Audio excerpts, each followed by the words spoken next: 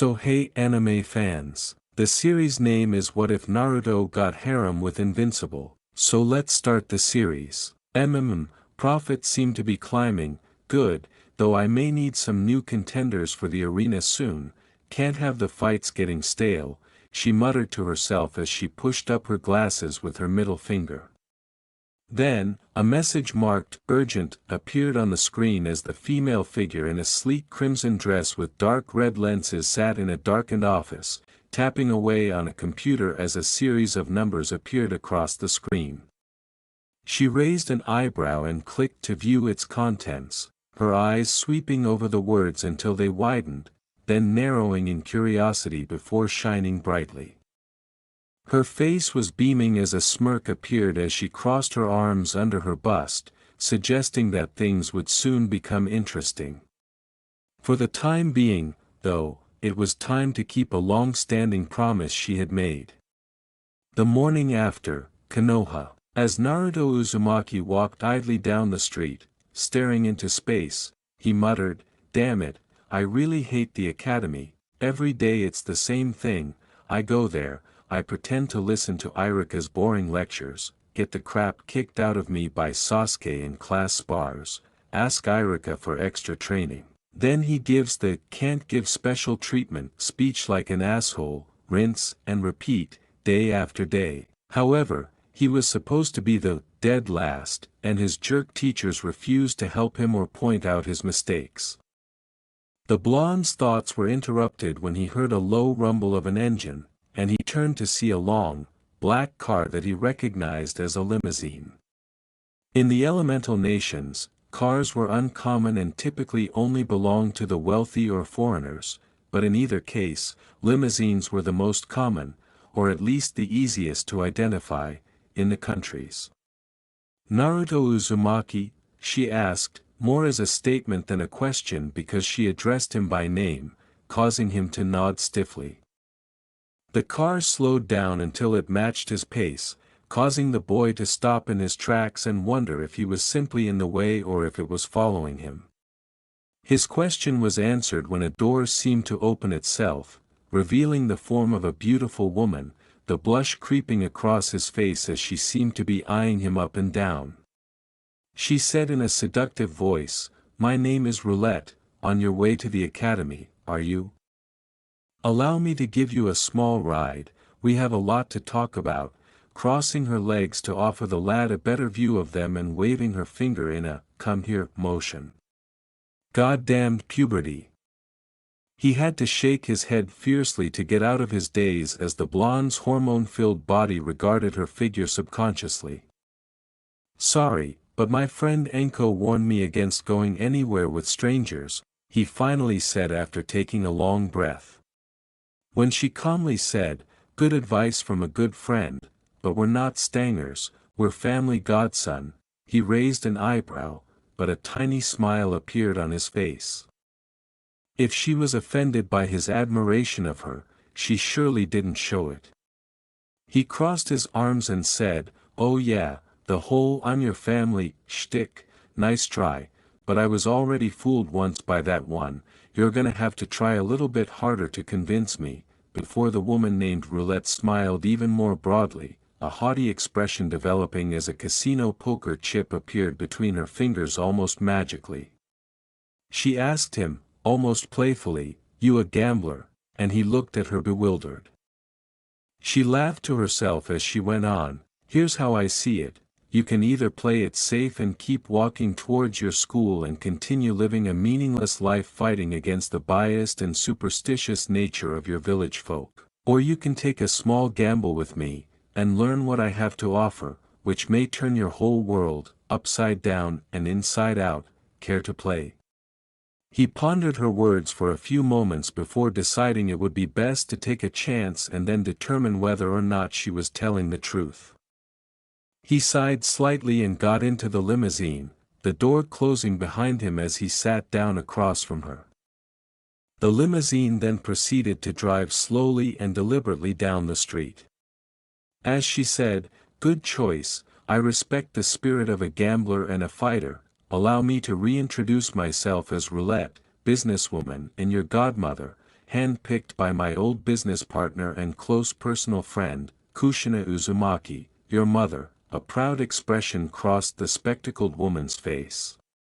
With a dubious look, he inquired, "You knew my mother?"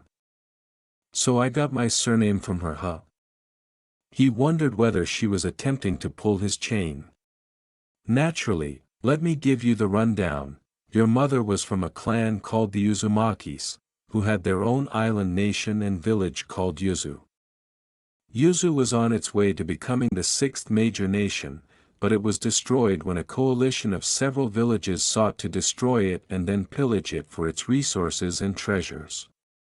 Konoha had been Yuzu's longtime ally, but they never came when your clan needed help the most. Your mother was one of the few, if any, survivors, and she had lost everything: her home, her family, and her clan. She began to suspect that Konoha had purposefully allowed Yuzu to be destroyed. She became a vicious fighter as a result of the trauma. She tortured, maimed, and killed her way up the ranks as a kunoichi, earning the nickname, the Evil Uzumaki. She was so feared that not even the nation's Kages would dare cross her. Her fighting skills attracted me to her, so I tried to kidnap her for my gladiator arena, but I failed miserably because I thought she was a mindless brute. However, after she tricked me and escaped her captivity, we became lifelong friends and partners instead of murder. So far, both of those conditions have been met. Something happened to your mother, and you failed your academy exam twice. That's the short and to the point," she explained, casually rolling the casino chip across her knuckles. She had a lot of enemies in Konoha, so she made me promise that if anything ever happened to her, and if you were unable to live and thrive in this backwater village, I was to take you under my wing, nurture you, and then make you the most fearsome fighter in the world. Funny, I don't remember anything in my history books about a village called Yuzu. Pretty sure something like a village being destroyed would have made it into the pages," the blonde said inquiringly, almost as if he were testing her next move. He didn't feel like this woman was telling the truth as he listened, but there seemed to be some gaps in her story. She said with a knowing smile, "Indeed you are correct, unless such information was deliberately censored by those in power," and opened a small compartment to reveal a mini-fridge with drinks chilling inside. She took out a small can of soda and offered it to him. The blonde shrugged, accepted it, and opened it, taking a moment to sip the fizzy beverage. He scowled as he tried to piece together the scenario, asking, "Those in power? My mother's so-called enemies? Why?" She spoke in a more serious tone as she took out a small briefcase and opened it, revealing a file of some sort with his name on it. She then opened it and saw that it was a meticulously recorded set of all his exam results. Correct, and why else? When people are in a position of power for a long enough time, they will do virtually anything to keep it. Your mother was a threat to them all, from the day she set foot in this village and learned how to fight, so an entire conspiracy was formed, and both you and your mother were sucked into the center of it all. Even now, they are trying to manipulate you," she said. After saying, "At first glance, it seems like you're a miserably failing student, but on closer inspection, your tests and exams have all been forged, fixed, and edited against you, on orders of your Hokage," she produced a letter with the Sandame's handwriting on it, requesting that Irika and Mizuki properly rig the test. As she leaned back in her chair, she gave the boy a moment to process the information. "See? They feel threatened by you, they know of your potential. My best guess is, they wanted you to be a full-blown retard to fill your head with silly and lofty ideals so that they wouldn't need to fear retaliation from you," she explained. As he began to piece everything together, he inquired further in the form of a statement, "Does this also have to do with me being the Kyuubi's container?" "Ah, clever boy, you already know about that, eh?" That's actually the very reason your mother was brought to Konoha. Only an Uzumaki can contain the raw power of the Kyuubi.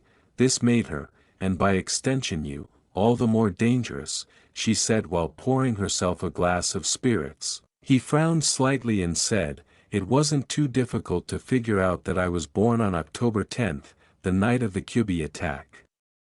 In addition, people constantly whisper about demons and other such things whenever I'm around. Still, if my mother was the previous container, that would help explain why I was chosen to contain the bijou, but that begs the question, how did the Kyuubi get loose in the first place if my mother was supposed to be keeping it?" Roulette's story seemed to be making a lot of sense to him at the moment. As she sipped her wine, she smiled slightly and said, "There, I cannot help you, but you could try asking the beast yourself to tell that part of the tale, whenever you get the chance, I suppose. So do you believe me?" He responded in a somewhat reserved manner, still feeling insecure, but he also felt that he could have some faith in this woman. "So far I do not disbelieve you," he said. "Good, trust, respect, and loyalty are to be earned, and never given, though sometimes, you may need to take a gamble. If you'd like to bet on me, I could provide for you wealth, privilege, and the chance to unleash your true power and strength. What do you think?" She inquired, reaching out her hand to him. After a few moments of contemplation, the blonde finally said in a firm voice, "Nobody got anywhere by constantly playing it safe, and earlier you asked if I was a gambler. The answer is, yes. He then shook her hand and took it, and she pulled him in and gave him a hot, steaming kiss, which caused his eyes to widen at the sight of a French kiss, from an adult woman, no less. He blushed a deep scarlet as his hormones raged inside his body, and he could still feel the warmth of her lips against his own when she released his hand and gently pushed him back with a stiletto-clad foot until his back was against the bench. "Now then, do you have any personal belongings or prospective friends to bring with you before we depart? I get a very distinctive feeling that this village won't be a very safe place for you," she asked him professionally, jolting the boy out of his reverie. It was clear that it would be enjoyable to torment him a little during this chapter of his life. With his final query more of an afterthought because it hadn't occurred to him until now, he responded, "Yeah, I got a few friends in mind that'll be happy to pack up and go. So who is my father?" She said in a sincere manner, I never met your father," and Kushina would always get this sour look on her face whenever he was brought up in conversation. "By my understanding from what little she spoke of him, he never truly loved you as a father should have," wishing she could elaborate further. At the end, he inquired, "I see, maybe someday I'll find out more about that. When do we leave exactly?" He was unsure of how much time he had left to try to get his few friends in Konoha together so they wouldn't be missed. "Today," was Roulette's final response, and the blonde nodded as he peered out the tinted windows of the limousine. A broad smile spread over his face as he felt that everything had become clearer to him and that he had finally met his family. But was the Sandaime really his enemy? Since the man was like a grandfather to him, he still harbored some misgivings. How would the elderly man respond if he were to question him about this information? As she took out a phone concealed under a leather armrest, the black-haired woman said, "I know that look. You still need a little extra incentive that your gamble won't be a wasteful one. Here, how about you ask your Hokage himself? It's not like he knows where you are right now, does he? And he won't even be able to lay a finger on you with my protection." She tapped on the phone a few times before reaching out and telling him to press the green button. After nodding, he raised the phone to his ear and listened to it ring until the Hokage's elderly voice said, "Hello. Hiruzen Sarutobi, Sandaime Hokage speaking." With a flat tone and a little gasp of surprise coming from the earpiece, the blonde said, "Hey old man, wanted to ask you something." The elderly Hokage exclaimed, "Naruto-kun." How'd you get the number to my office? I don't remember giving it to you, and then he coughed, perhaps from smoking his pipe and choking on smoke. With anger leaking from every syllable, he said, doesn't matter, wanted to ask, were you ever planning on telling me about my mother? The blonde's palm was firmly grasping the phone. Hiruzen asked in a perplexed tone, your mother? Naruto-kun, I never knew her, where is a question like that coming from, which made the blonde adjust his inquiry slightly. The blonde remarked with a cunning smile that stretched over his face, really? Let's try this then, does the name Kushina, the evil Uzumaki, ring any bells? He looked at his godmother, who was also grinning and nodding in agreement. From the phone, there was just quiet. The blonde barraged the sandame with questions, saying, I'll take the stunned silence as a yes, so then you must also know about Yuzu? About the Uzumaki clan. Would you also care to explain why you purposely had my tests and exams rigged from the jump? After a few moments of stuttering, the Hokage managed to string together the question, who told you these things, Naruto-kun? The blonde took some soda to wet his whistle and said, oh, my godmother did, she calls herself Roulette, in an all too casual way. Almost yelling into his phone's mouthpiece, Hiruzen said, godmother? Naruto-kun, you don't even have a godmother. Whoever this woman is, she's feeding you nothing but lies, causing the youngster to wince a little. As far as you knew, and for some reason, I find her far more trustworthy than you right now, and that whatever you may say next, will be nothing but excuses or honeyed lies. So long, old timer, the next time we see each other, I'll be standing over you, crushing your throat underfoot, the blonde said, before the sandame could even say anything more. Knowing the answer to her query, she smiled knowingly and added, so, you made your final decision then? Yup, he knew the entire time and never told me, never dropped a hint to me, or anything for that matter. He didn't even try to own up to his lies, or come clean when I confronted him just now. You were right, Konoha's not safe for me anymore. The sooner we get my friends and leave this dump, the better, he replied with a straightforward voice. With a hint of pride in her voice, she replied, good, make sure to write up a list of your friends who might want to leave with us and I'll handle the rest, then we can get your training underway. He inquired curiously, will do. What was your job again? You mentioned something about a gladiator arena. He was perplexed by his godmother's seeming wealth. Ah, yes, I am the manager of an underground gladiator arena and casino. I usually pit skilled fighters or superpowered beings in fights to the death. She rectified it, and made it so that only the vilest of people were put to death. You'd be amazed how much people would pay to see the killer of a loved one be slaughtered in an execution-style match. She liked to call it Bloodsport. I think she got the name from a movie, she explained as she moved her hand from side to side. Seems kinda wrong to profit off people's grief, Naruto said, crossing his arms and wearing a curious expression.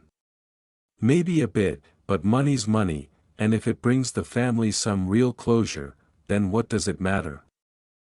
Would you rather a murderer or a rapist live off your tax-paying money, sitting in a cozy cell, eating 3 meals a day? Your mother had a firm belief in the eye for an eye approach. Thieves get their hands cut off, rapists are castrated, murderers are gutted, that sort of thing. She always said the best way to stop crime at the source is to put the perpetual fear of God into them and shove the knowledge of guaranteed punishment down their throats. Roulette clarified the idea behind one of her favorite lucrative businesses. Putting it like that makes better sense. Guess it's a gift to see in shades of gray, which is why people try and separate things into black and white to make it simpler for them, he replied with an expression of contemplation. She smiled broadly and adjusted her glistening glasses as she said, and there's that practicality that I loved so much from your mother. she was always able to see things in a bigger picture. If you're half the fighter that your mother was, I know you will definitely do well in life and in my arena. So then executioner. Or entertainer. Sounds like fun. I think I might try both, once I get the proper experience, the blonde said, grinning broadly and slightly clenching his knuckles. He found the idea of being able to battle and develop stronger to be almost thrilling, and it seems that his godmother was willing to provide. After 2 years, Anko Mitarashi, posing as the MC, said into a microphone, "Tonight, we have ourselves a very special execution. The chosen victim. One Victor Zash, straight from Gotham City." The audience jeered at the serial killer's figure, who was imprisoned inside the arena and spinning 2 knives in his hands. For those who do not know, Victor is a wanted serial killer, who kills his victims, then carves a tally mark into his flesh for each kill. Batman and the GCPD have apprehended this monster countless times, and what did they do? They sent him to Arkham Asylum. Only for this maniac to bust out each time, and add more to his already high body count. But not tonight. Tonight, this freak will be getting his just desserts. I present to you, your favorite executioner, and the undefeated champ of the arena, the one, the only, Naruto Uzumaki.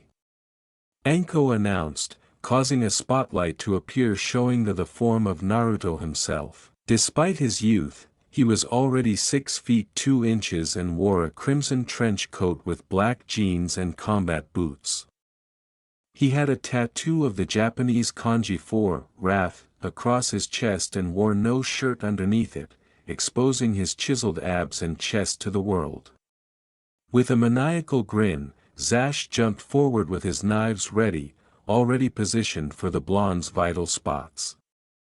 With a small smile, he simply swatted away the incoming weapons before grabbing the scarred man's wrists and crushing them with a loud snapping noise. The crowds went crazy, cheering for the blonde to kill the murderer and wanting Victor to get his final comeuppance. "Yeah, nice try. See, this isn't actually a fight, it's an execution, so I'm meant to kill you in a nice and brutal manner for everyone to see. Despite your body count, I find you pretty small potatoes, and I'm rambling. Sorry, I ramble when I'm bored. I'll get to killing you now. Sorry for the wait," the blonde said, shrugging her shoulders and yanking the murderer in his direction before slapping the scarred man until his nose crunched.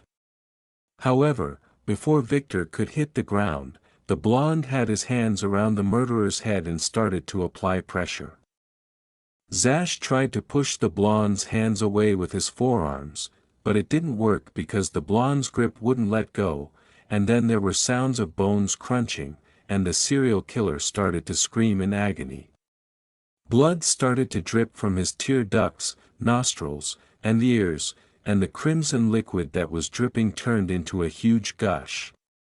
The crowd roared in approval that a convicted murderer and repeat offender was finally put down like the rabid animal he was, and Victor's scream soon ceased to be anything more than gurgling noises until a wet-sounding crunch was heard. His head popped like a balloon filled with chili, and blood and brain matter sprayed everywhere. Before leaving the arena, Naruto gave the crowd a little victory sign and declared, "That's all, folks." Little did he and the crowd know that an archer was secretly observing the entire incident. That evening, with a frown, the red-haired archer said, "This is Speedy, to the Justice League. We have a pretty major problem, and truth be told, I don't think I can handle this on my own." He was almost upset with himself for needing to call for help, but on the plus side, it wasn't too difficult to contact the JLA if you knew how, which made it a little more convenient. As he awaited the renegade archer's report, Martian Manhunter professionally replied, "We hear you, what is the situation?" Roulette and her underground arena have been running a sick game they call Bloodsport. It is essentially an execution where people pay to watch criminals be murdered. the latest victim is Victor Zash, the favored executioner, and the current champion is called Naruto Uzumaki. Allegedly he is Roulette's godson.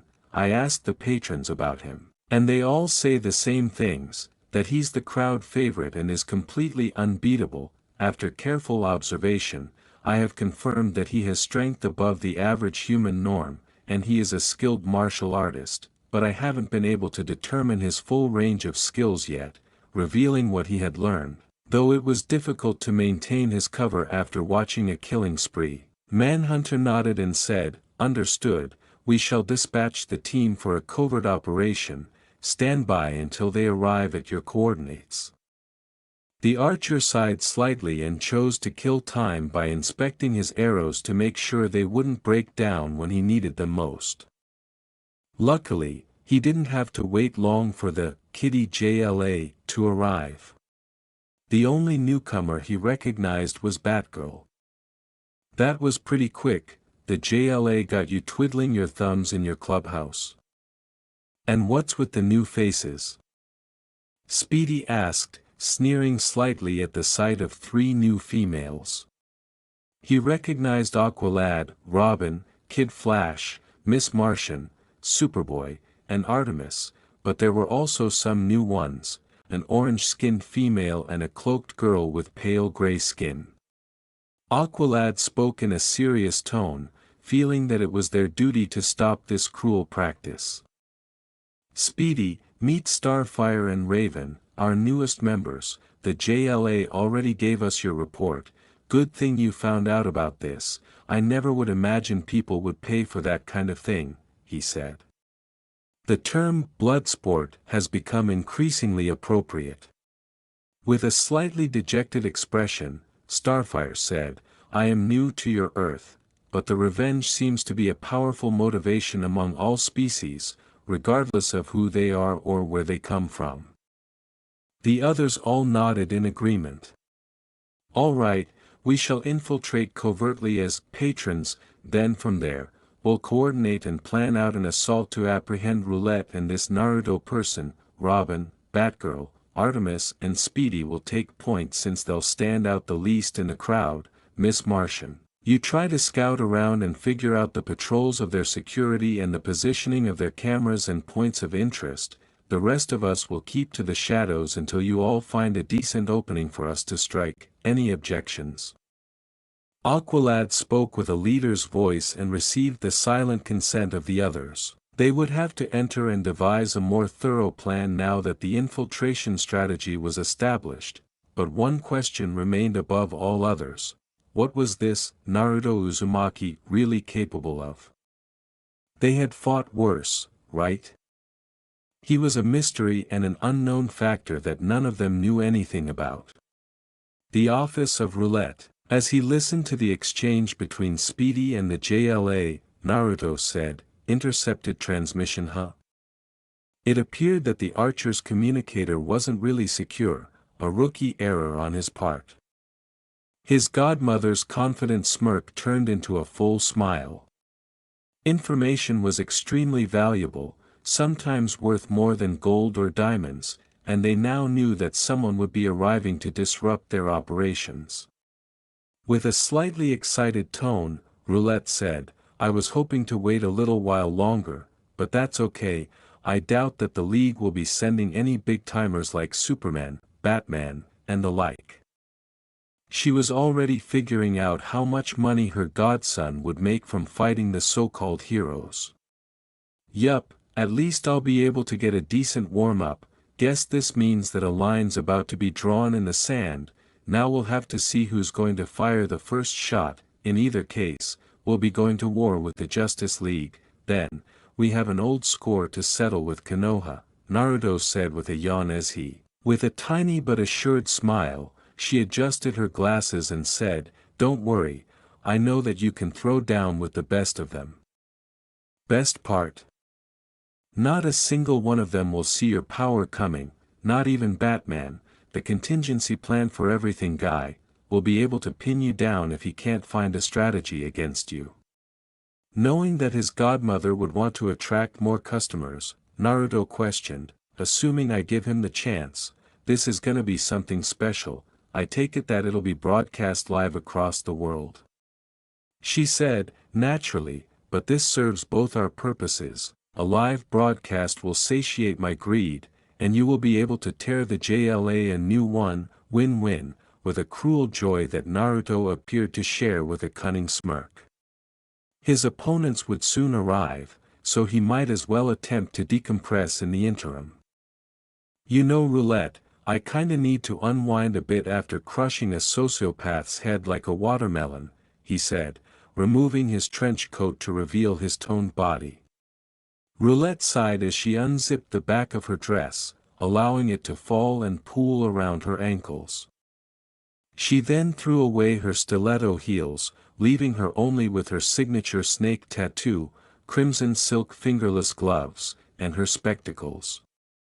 Of course, only the best for my godson. Lie down please, she said, pointing to a massage table.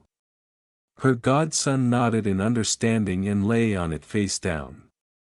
Taking a deep breath, she ran ahead and then leaped into the air, landing her bare feet directly on his back. However, the teen with the whiskers barely moved beneath her as she landed on him. She raised her hands above her head and held onto a metal handlebar to keep her balance while using her feet to help relieve the tension and knots in his back. You are lucky to be massaged like this. I just had a very expensive pedicure just yesterday, but, small sacrifices for your happiness, she said in a mockingly hurt tone, carefully working out a knot beneath his left shoulder blade. His godmother did the procedure, and he sighed in relief from her careful and skilled touch. I imagine you have killed men for less than ruining a perfect pedicure, he said. The woman said, true, and they never saw it coming. I would put them on this table, right here, where you're lying, then I would offer a special massage with a happy ending, easing them into a relaxed state. Then I'd snap their necks before they could even yelp, as her foot slowly moved up his spine, giving him a tingling feeling. Stupid and dirty old men, huh? Naruto remarked in a half-joking tone, but she nodded in agreement. She then raised herself slightly and urged him to turn over, which he did, allowing her to massage his chest and stomach and giving him a clear view of her nude figure. She said with a devilish grin, her eyes growing savage like a hungry tiger, you know, I don't usually like younger men, far too immature, inexperienced, and lacking in finesse, but you are a worthy specimen. If you weren't my godson, you would definitely be a kill to remember. With a faint grunt of discomfort as a tent began to form in his pants, he asked her, oh. Being prey to a cougar doesn't sound so bad. What would you do to me, if I were your prey? She lowered herself slowly, crouching like a cat as she skillfully reached down and unzipped his pants. I would put you out on this table, and slowly take my time tenderizing you, like a fine piece of meat. I would make you crave me and wish to indulge in the forbidden fruit of a woman more than twice your age, she said. She rubbed her chest against his, her tongue slipping out of her mouth like a snake as she pulled back then and took off his pants. But I am not a cougar, I am a boa. I will slowly coil around you, entrapping you, mesmerizing you with my divine body. Then, I would slowly squeeze you, not enough to suffocate you, but definitely keep you in my coils, ready for the feast, she said. He said as their lips touched, doesn't sound so bad to me. Fortunately you aren't a real-life boa, otherwise you might eat me. She tore off his boxers, her face twisting slightly with a malicious, predatory smile. Can't I? I am still a cougar as you graciously called me, a hungry one at that, and you will be my young prey, and I shall definitely do all that I described, figuratively of course, she said. The blonde could only smile back, knowing that she was going to rock his world. The following morning, a particular young speedster scratched the back of his head and said, so, the point of infiltration is to blend in, to not stand out, and not be discovered, right? Yup, Was Aqualad and Robin's succinct response as they surveyed their surroundings, their gaze narrowing a little. "Except there's nobody here," Kid Flash said, pointing to the vacant seats around the arena with a sweeping wave of his arm. "So if that's the case we completely stand out now," they added. Everyone turned to look at the archer in question as Robin scowled and contributed his own thoughts, saying, "Clearly the setup towards a trap. They knew we were coming here. Speedy, your communicator was secure, right?" He clenched his teeth and said, "I am absolutely positive that it was secure," failing to contain an angry snarl. It was obvious that he was lying, and they would probably have to pay for it now. "Let us not start the arguing amongst friends. Since this place is empty, we need not worry about the hurting of innocents," Starfire said, sensing the mounting tension in the room.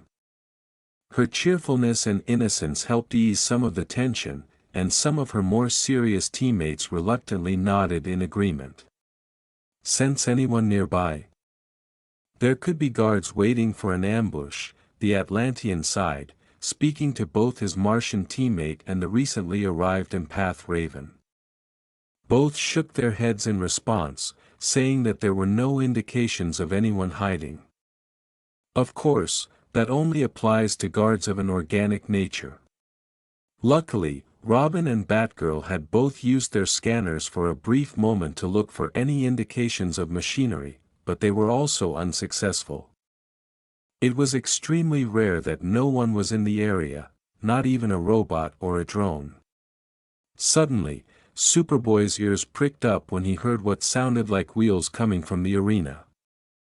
With a spotlight shining on a blonde figure who was idly rolling toward the center of the stadium on a computer chair with his back to the group, he said, "Everyone, someone is here," pointing down towards the blood-stained arena. The blonde whispered to himself, "Dr. Stein, eat your funking heart out," but the cloned Kryptonian picked it up. The blonde stranger then turned slowly in the direction of the group of heroes and waved mockingly at them, saying out loud, "Here I was, hoping for an entree from the JLA, instead, I'm only served appetizers. That's okay though, this will all be in good fun." With a snap of his fingers, several cameras appeared, some positioned close to the heroes and the others encircling the blonde. As he prepared his bow, Speedy warned everyone, "That's him, Naruto Uzumaki. Be careful, we don't know what kind of tricks he's got up his sleeve." The team acknowledged his warning with a nod before descending into the arena to confront the kid with the whiskers. Miss Martian frowned slightly and said, "Weird, he doesn't seem that much older than us," as she attempted to peep inside the blonde boy's head but was blocked by an impenetrable barrier of mental defenses. Speedy sternly reminded her, "Doesn't matter, he is still a merciless killer. He murdered Victor Zash by crushing his head barehanded," to which the Martian nodded and Naruto yawned in boredom.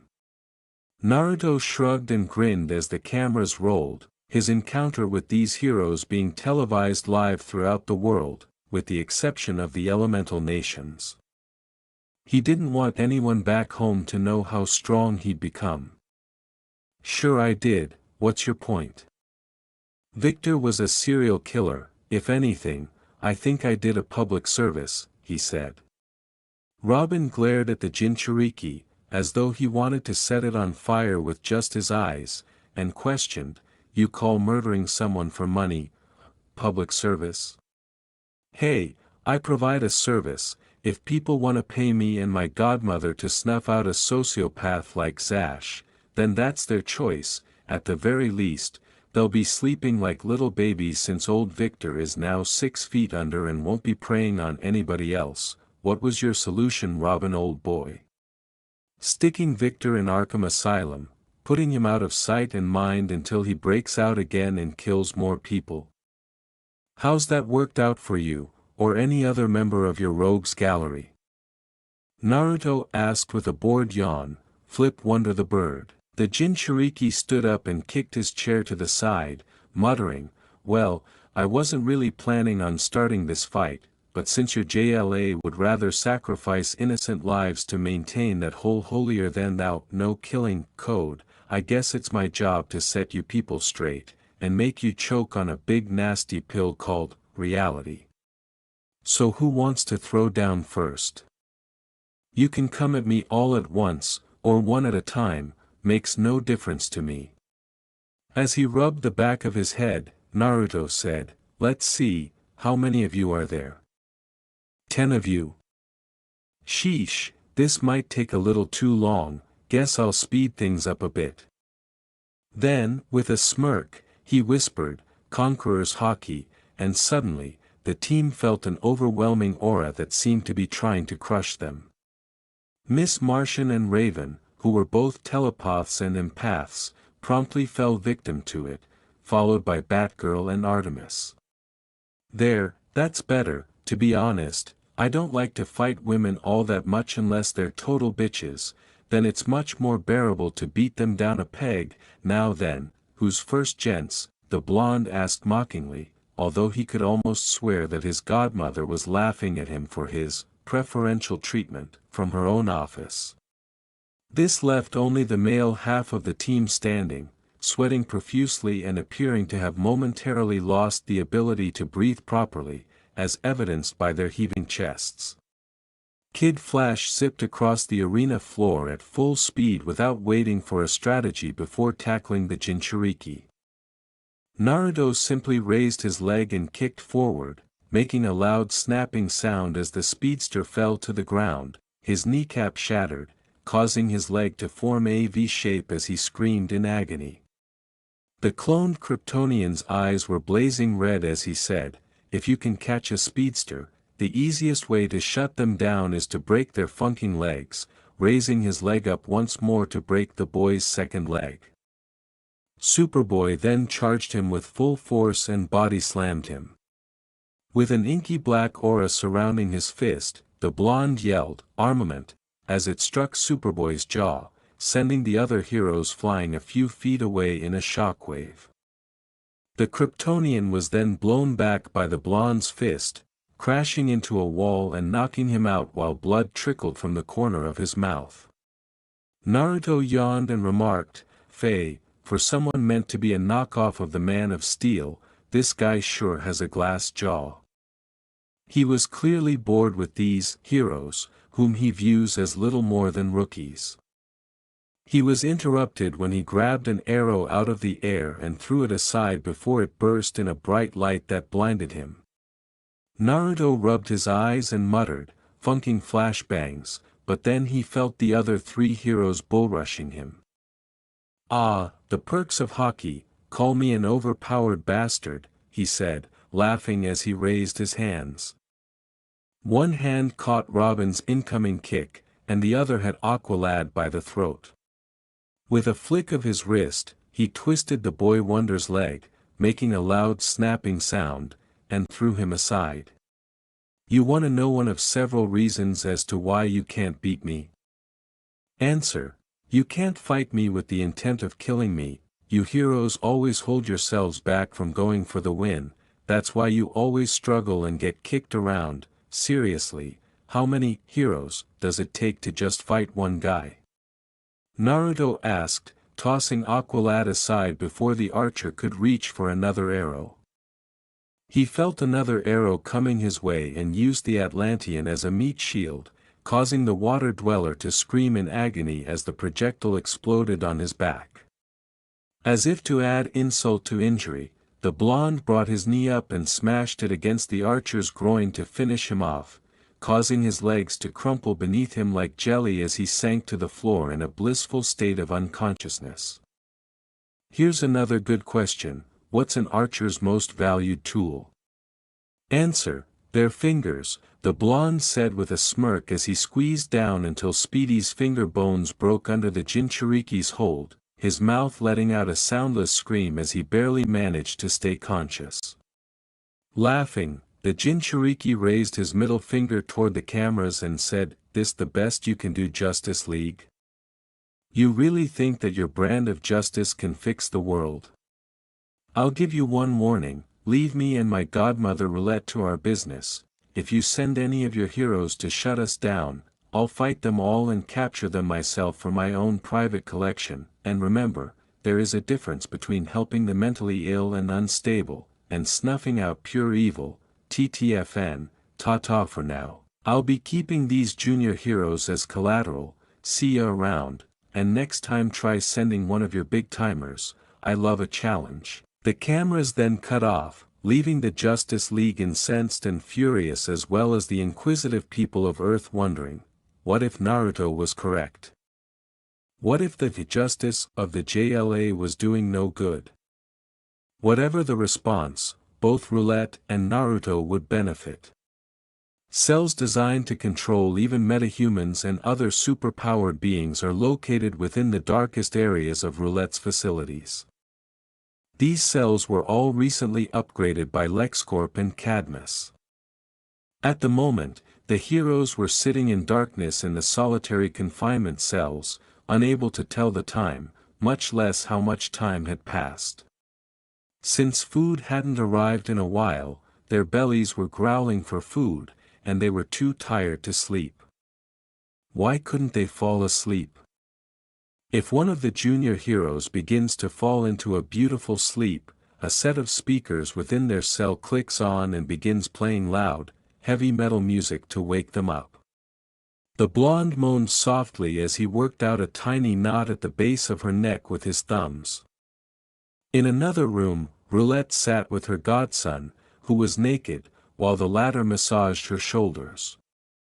Seems the heroes are reaching their breaking point. You really think you can break them and pull them over to our side? She asked him. Not all of them. Robin, Kid Flash, and Aqualad are way too loyal to their teachers. Superboy seems to be obsessed with gaining his father's approval, and besides, we can use him for something else. And Speedy. I hear that he's a whiny little douchebag that thinks he's owed shit. Reminds me of someone else I knew back home. But the ladies? I think it may be possible for them to be swayed, he replied, his hands departing from her shoulders and lowering them to her toned stomach. He laughed and cupped her huge breasts, causing Roulette to gently smack his hands away. Maybe, but didn't you once mind control a bunch of heroines to fight in all-female gladiator matches? He replied. She teased, touché darling, touché, but please, let us deal with business first, then we can get to pleasure, saying that it wouldn't be good for the lad if she didn't hold him in check and chastise him occasionally. If she didn't, she wouldn't be able to finish any work. He said, searching for whatever leverage he might use against the heroes. Okay, I'll wait. As fun as it would be, I guess we can't spend all our time between the sheets. Say, you got a DNA scan from the heroes, right? You ID any of them yet? With a mischievous smile, Roulette replied, oh, I did. I think at least one of them will give you some ammo, pushing up her glasses. She was eager to see how her godson would enter the heroines' minds. Afterward, Miss Martian paced her cell, calling on her uncle's lessons, but every time she tried to phase through the walls to get out, something would zap her and push her back. Even if she could phase through the solid walls, the pain might cause her to lose focus, which could lead to messy outcomes. She moaned and slumped to the floor, with dark circles under her eyes from sleep deprivation and a hunger that only grew stronger as she continued to dream about a pancake mountain. The door abruptly opened, revealing her kidnapper, Naruto, grinning smugly. Evening, morning, and afternoon, whatever time of day you think it is, Miss Martian, right? Good to meet you, he said, lowering himself to eye level with her. She yelled, well, what do you want? Where are my teammates? She nearly punched him in the face, but her instinct told her that was a bad idea, especially because he was able to incapacitate the entire team on his own. He responded almost mockingly, your little friends are around, here and there, somewhere in our little prison, and what do I want? I think I might like to keep you as a pet. I never had a cute alien girl before touching her cheek and making her slap his hand away violently. "Don't touch me," she cried, her anger heightened by hunger and lack of sleep. Naruto only grinned and backed away a few paces, then produced a plate with waffles covered in butter and maple syrup and a glass of milk. He smirked as he said, "Hungry?" It's a master's duty to feed their pet, and the smell of the food made her stomach rumble loudly, as evidenced by the rumbling. Ngan did everything she could to stop it, but it was ineffective. The sweet smell of food nearly broke her and turned her into a sobbing mess. The blonde then put the plate and glass in front of her and stepped back without saying anything. He leaned against the wall and crossed his arms to allow her to eat, saying in a more comforting voice, "Go on ahead, pet. A good master doesn't let their pet starve." She sobbed, doing her best to turn him away. "No, you're a murderer, you hurt my friends," she said, refusing to let him enjoy the humiliation he was putting her through. It was all a ruse. You see, it takes a very special kind of person to see in shades of gray. And your friends meddled in our business, and their own incompetence and inability to fight at their best got them hurt. I was defending myself, and I could have simply killed you all and be done with you, but I only kill people who deserve it or are totally unredeemable," he explained, pushing the plate of waffles over to her with his foot before the Martian girl shoved it back.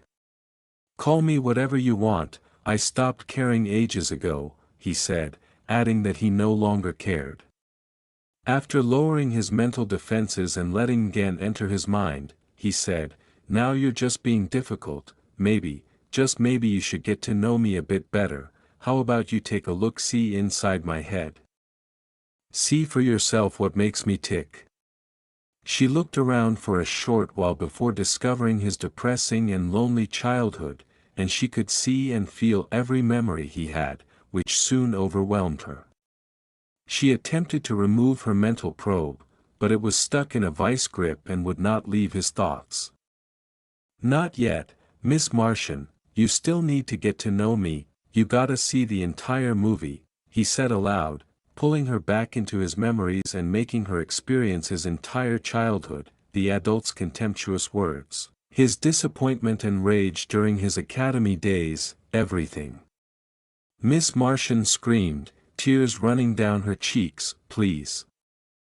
Stop. No more. It's too much." Unable to escape his thoughts, she stood up and began pounding his chest with her fists, but her starving made it ineffective. "Make it stop, she pleaded, gripping her head as each memory raced through her head. At last, he released her, and her body fell to the ground, drenched in perspiration, and her eyes continued to well up with tears. The Martian trembled as she curled into a ball, and he asked, "See what made me into what I am?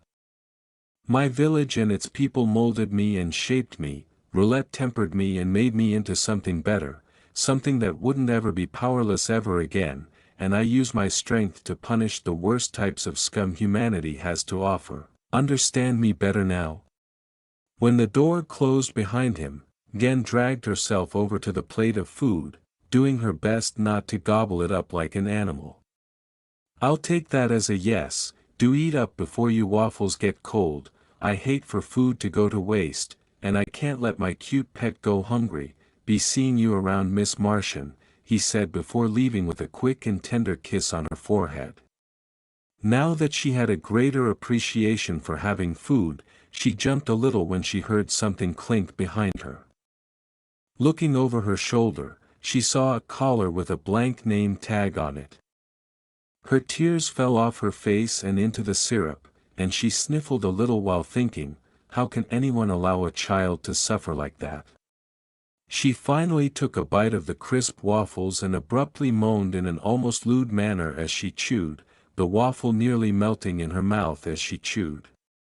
After examining it and finding nothing unusual, She blushed a little when she realized he was serious about wanting her as a pet.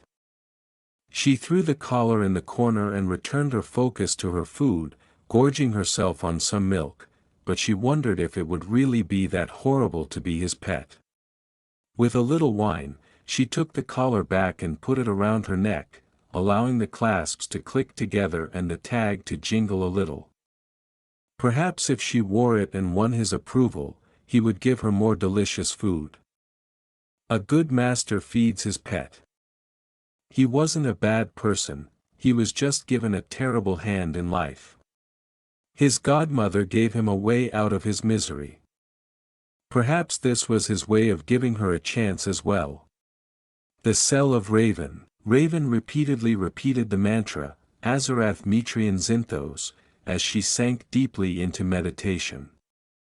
The half-demon hoped that her meditation would delay her physical needs until help arrived, but something interrupted her meditation, feelings of empathy, hope, concern, and a fierce desire for love and attention. He had arrived. When she opened her eyes, she watched him walk into her cell with a plate of waffles and a glass of milk. "Thought you might be hungry," he said, smiling slightly, but the empath just gave him a blank expression. "I am not," she said indifferently, continuing to look him down to make him uncomfortable. He replied, "Suit yourself, I'll eat it myself, can't let food get wasted," and he sat cross-legged on the floor, chopping away at the waffles and starting to devour them in front of the half-demon empath.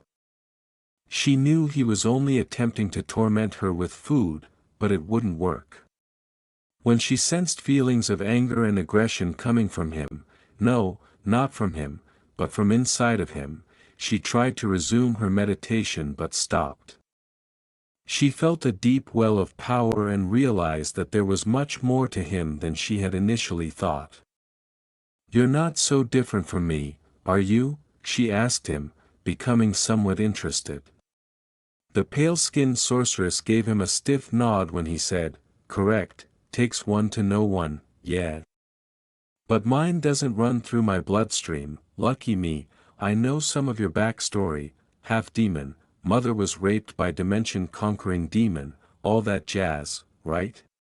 She only answered, "Yes," in an attempt to better understand his feelings. She discovered that he had deep scars inside of him that were caused by unimaginable loneliness and misery. She could see that he had endured a great deal of suffering, perhaps even more than she had.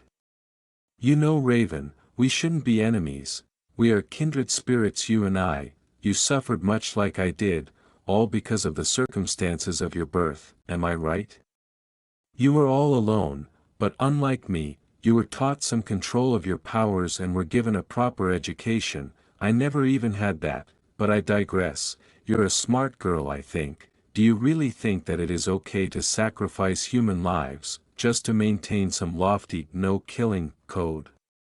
He replied with a broad grin that drew a questioning expression from her. "Let me break it down for you. Between the loss of human life, and property damage left in the wake of supervillains, many of which employ technology or powers to cause mass destruction, does it really help anyone to put these kinds of crooks behind bars? Would it not, in the long run of things, save far more lives to snuff out people like the Joker or anyone else like that?" He asked her to ponder his words for a moment. She questioned his morals, asking, "So you believe you have the right to judge others, choose who lives and dies on a whim?" "No, I'm not a judge or anything, so I don't really have that kind of authority, but someone has to pick up the trash from society, and I don't see anyone else taking up the mantle." "My most recent kill, Zaz? Let me tell you a little about him. The man participated in an underground pit fight in which kids were made to kill each other, and Zaz would then kill the last person standing as part of a championship fight. The entire situation was rigged, allowing old Zaz to continue adding to his already high body count. You know what Batman and his crew did? Locked Zaz away. Again, Victor should have been sent to the gas chambers for that. Where's the justice in that? Did those children get their justice? I don't think so, not while Zaz lived and breathed. The teen with the whiskers went on for a little while. His words profoundly moved Raven and caused her to consider the practicality of imprisoning versus killing criminals. He also made a lot of sense. Gazing intently into his crystal blue eyes, she queried him in a blank tone, I see, and so profiting off your kills is only business then? Raven could only nod in understanding, feeling a certain kinship to him and, thus far, sensing that he had been totally honest with her. Hey, if people want to throw money towards me and roulette to kill infamous criminals and killers, then that's their business and their choice. Besides, money is of no concern to me, only the end goal, he said dismissively. I'll consider what you said. I've always had conflicting thoughts about the Justice League's code of ethics. I guess I just needed someone with a different viewpoint, she remarked calmly before going back to her meditations and repeating her mantra. He replied, that's all I want is for you people to think, not blindly follow somebody, 'cause they say so. If you want something to eat, give a holler, cameras are always watching you, and left her cell, leaving a glass of milk for her to drink in case she was thirsty. Raven gave a small smirk and cracked open an eye as the door closed behind him.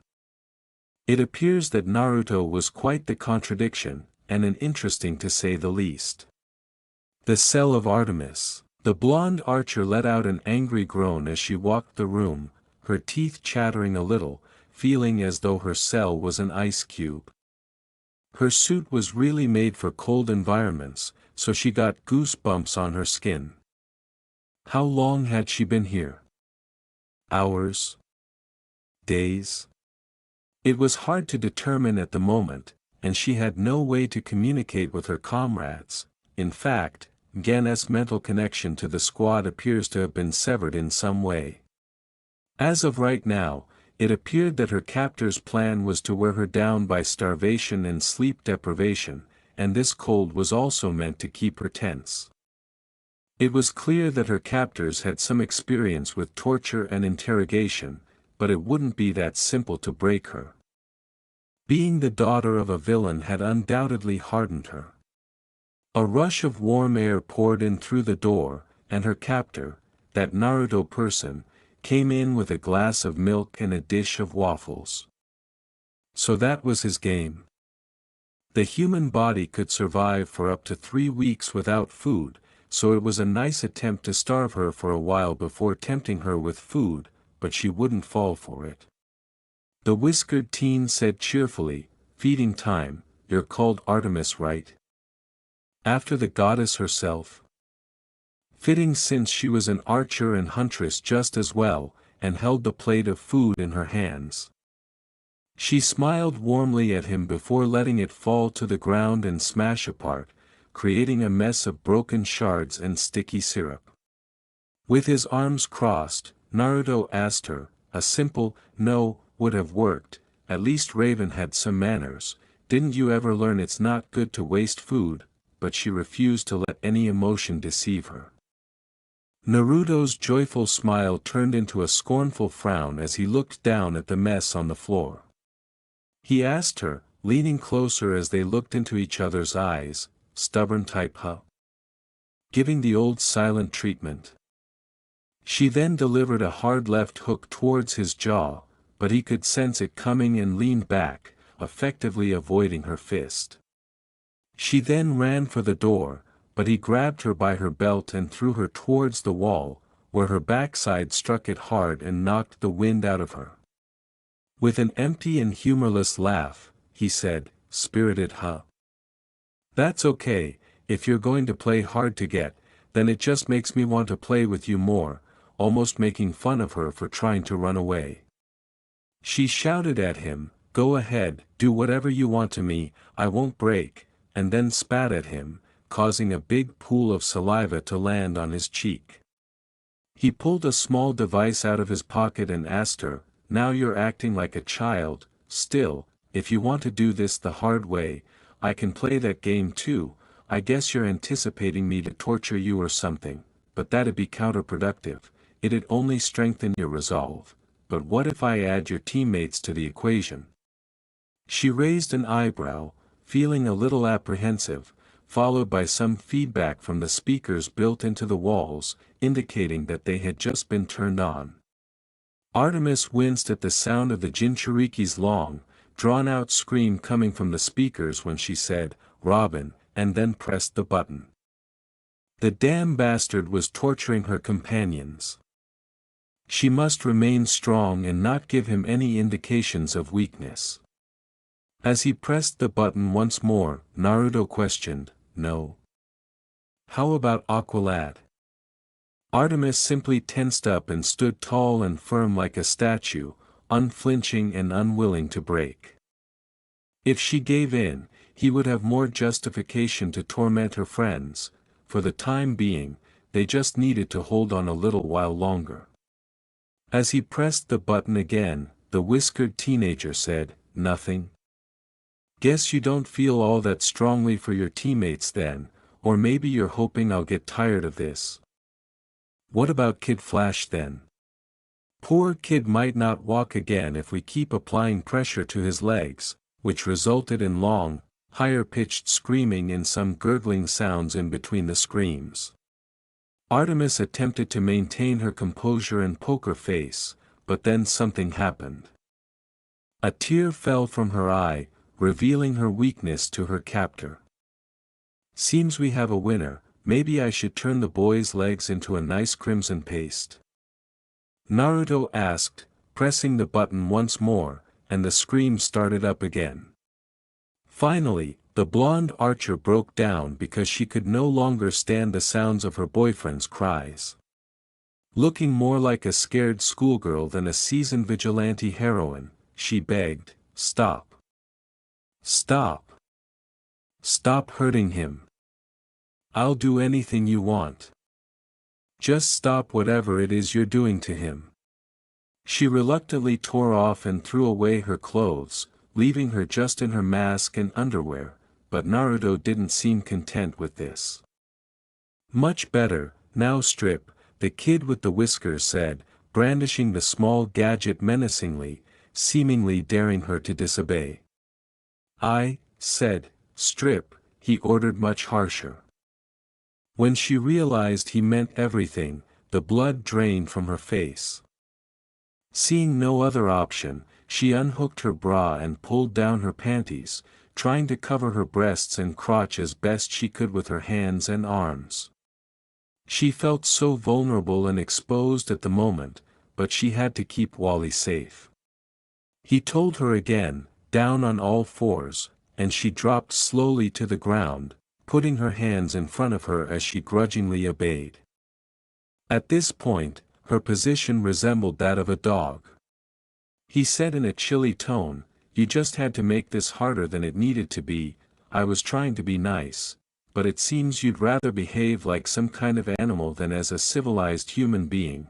If that's the case, then you'll be one of my pets, although I think I'll be more gentle with Miss Mattian. You need some discipline." Before grabbing her by the ponytail and violently pulling her to the ground until her face touched the sticky mess of waffles she had prepared earlier.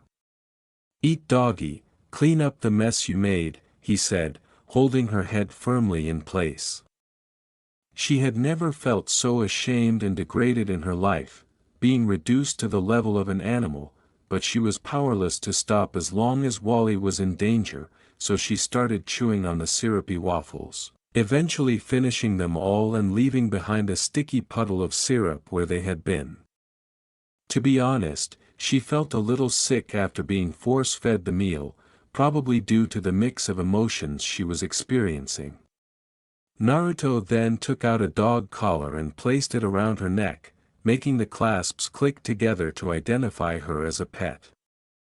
"Better, much better, you still need some training, but at least you know how to listen. Here," he said.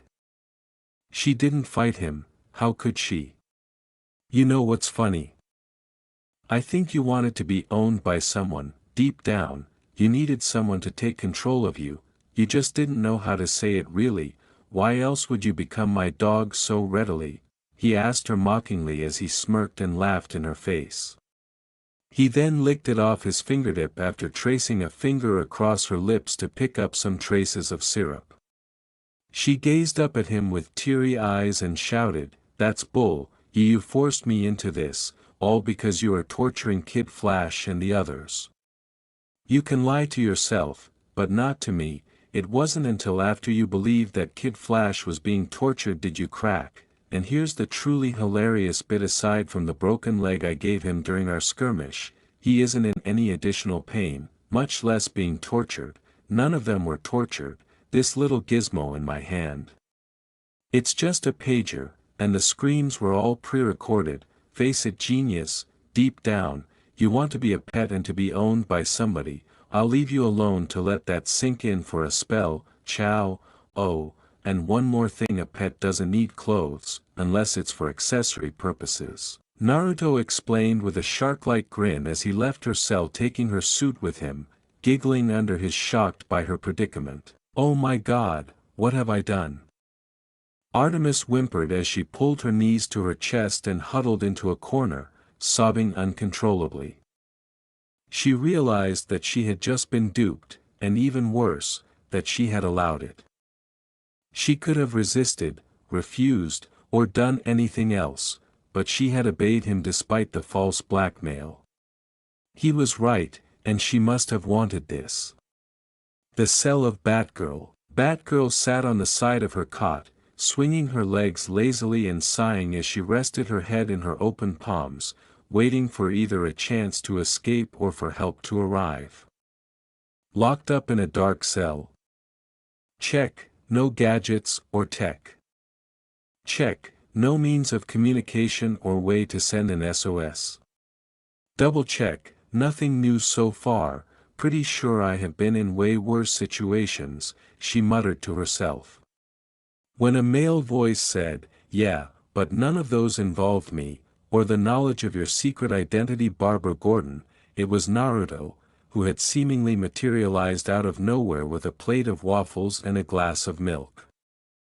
She was shocked that he had found out about her identity, but she sighed and took off her mask because it was now useless.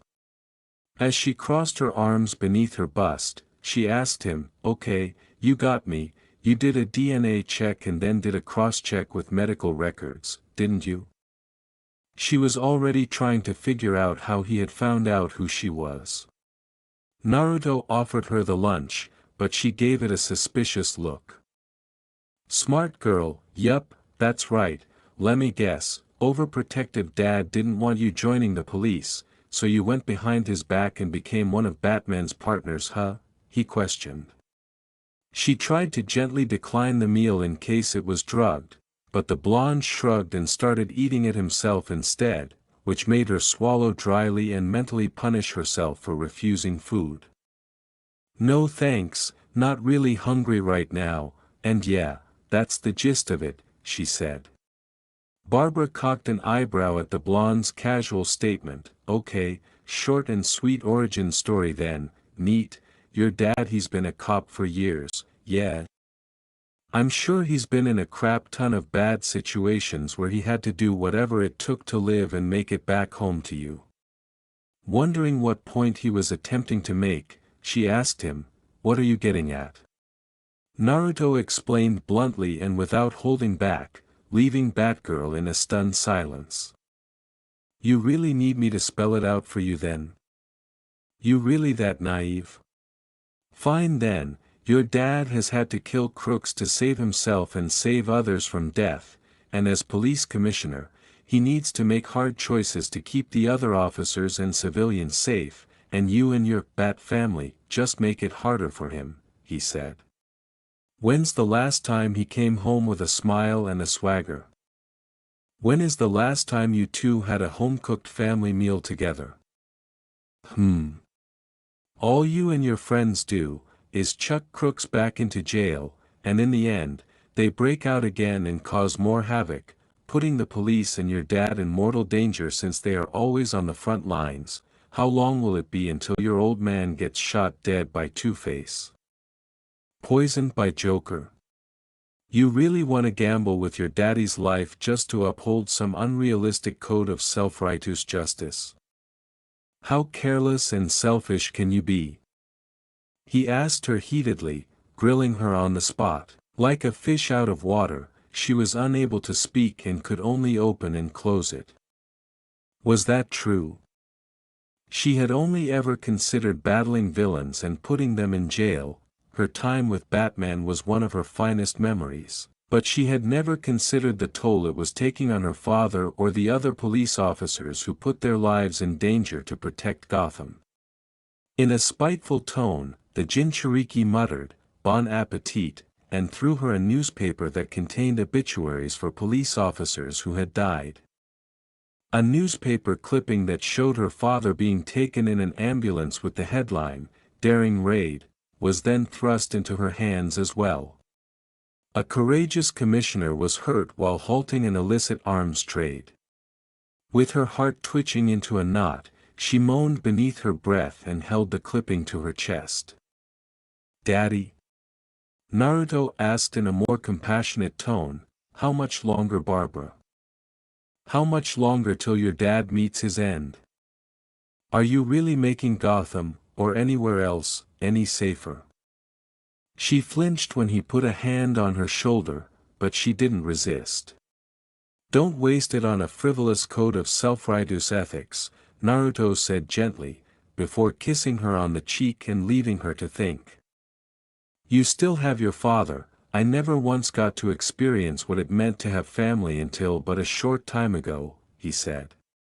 "In the end, it was all just a matter of vanity, to be morally superior to everyone else, while the real heroes, like the police, try to soldier on even without any powers." If she had to be honest with herself, it wouldn't be a bad thing if people like the Joker or Scarecrow died. What have I even been doing with my life? Batgirl asked herself as she touched her cheek, and then she began to cry. She realized how conceited and self-serving she had been for so long. And she had followed Batman's example, hanging on his every word, and living blindly by the moral code all heroes used. The cell of Starfire. Naruto stood outside Starfire's cell, holding a fresh plate of waffles and a glass of milk. "Well, this will be the last one. So far, I have used quite a number of psychological tricks, but, to my knowledge, Starfire is of a far more innocent mindset. I hate to manipulate a poor and innocent creature like her, but it'll be better than letting the JLA continue their machinations on her," he muttered, looking at the orange SK floating in the air. "Hey there, Starfire, I brought you something to eat. You must be hungry right now," he said, putting on his most endearing and hospitable smile as she gazed at him with those cute emerald eyes as if he were a threat. He offered her the meal, but then realized it was gone from his hands. He was surprised at how quickly she devoured it with gusto, which reminded him of the times he used to eat at a certain ramen stand back in Konoha. With a broad smile, she said, "Thank you for the most delicious and sweet meal. You must actually be a good person. A lot of people in the Earth Justice League has said nothing but bad things about you." Naruto thought that it would be much easier to get Starfire on his team than he had anticipated. The Tamaranian blushed slightly as she floated around the room, her bubbly personality reminding him of himself when he was a prankster. "I don't care what they think of me, they're all biased and pretend to be heroes, hiding behind a glorified credo like a security blanket. Anyways, it's nice to meet you, Starfire. I have had a trying day, feeding your teammates and all that, trying to help them understand me too. I have gotten varied reactions, but to be so readily welcomed by you is definitely refreshing to say the least," he said with a warm smile. With a sigh, her joyful countenance darkened slightly as she apologized. "I am sorry new friend Artemis was rude to you." But he wasn't actually lying when he said, "Don't apologize for what others do. especially if you had no control over it. Anyways, I am here for something else. In some parts of Earth, when a warrior captures a female specimen, he takes her as a slave or a pet, depending upon their preference, and I hereby claim you as my pet, which helped calm his mind a little. Oh. I see, then that makes you my master. I am sorry, your planet's customs are still new to me, but this tradition I can understand. Wait, if you defeated me and all of my friends, then you must be a mighty warrior.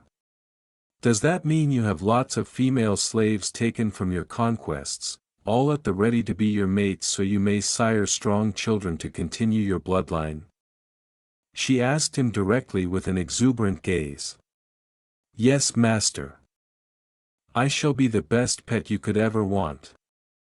Command me however you like. If it be your wish, then I shall fulfill your every desire to make you happy and earn your love, she said with an innocent and lovely voice.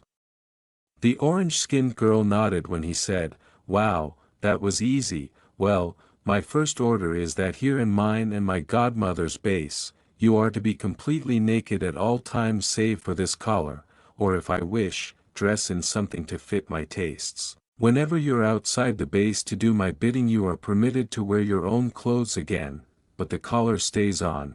Is that clear? She immediately undressed and folded her clothes into a tidy pile that she put on her cot, then eagerly displayed her luscious orange skin and curves in an attempt to win his approval. Thank you for claiming me master. I hope you will be happy with me as your loyal pet. I promise to never betray you, and I promise to do my best not to displease you, she said cheerfully as he put the collar around her neck with a sharp click. She then hugged him, pressing her breasts against his chest, then quickly let go and bowed apologetically. She whimpered in embarrassment, thinking she had done something wrong. I am sorry, I am not to touch the master without his permission. The Jinchuriki cupped her chin, raised her head to meet his eyes, and said softly, Don't worry, as my pet, I won't punish you unless it is truly needed, and if you do something wrong without realizing it, I'll give you a fair warning. It wouldn't be right to punish you for any honest mistakes. He then kissed both of her cheeks, causing her to beam with delight at having such a loving master. He asked, And one more thing, stop calling me master, call me Naruto, and she nodded in accord. After that, he led his new pet out of her cell and into more comfortable quarters. In the meantime, the man, the myth, the legend, Batman himself, was sitting in front of his supercomputer in Gotham City, underground in a bat-infested cave, tapping away at the keyboard while he reviewed the footage that had been aired when this Naruto character battled and defeated the entire team with little effort on his own. Possible psionic abilities. Precognition. Strong enough to harm a Kryptonian without any kryptonite present, shows talent in martial arts, Batman muttered to himself as he tried to figure out how to defeat this new threat. Unfortunately, he was a complete mystery who had only recently appeared. It was almost as if he appeared out of thin air without any real rhyme or reason. He had spent hours upon hours watching the same footage in an attempt to identify the boy's weakness. The ever-faithful butler Alfred said, Perhaps Master Bruce, you would be able to think more efficiently with a full stomach, while setting a serving tray nearby and bringing up a fresh cup of tea. Thanks Alfred, this Naruto kid, I can't seem to get a good reading on him. There's next to nothing known about him, and it is extremely difficult to understand the true nature of his powers, and we must come up with a plan to rescue the team as quickly as possible, Bruce said while sipping on his tea. I may not directly participate in the field, Master Bruce, but well, you and your JLA made the first move against him and this roulette woman, you forced their hand, and they retaliated. Not just that, he questioned your principles and the logic of your code. Public opinion has been slowly turning against the Justice League and are questioning the effectiveness of superheroes around the world, Alfred said, expressing his view on the matter. After playing the video again, Bruce retorted, our justice and code keeps people safe, and we don't become like the criminals we fight. For a time, yes, it has worked, but there lies a serious flaw in your code to consider. If evil is not appropriately punished and allowed to persist without true consequence, are we truly the solution to the problem? Or are we simply interfering with them, and giving them the chance to improve their technique and skill in destruction and death? Maybe, our way just isn't good enough anymore.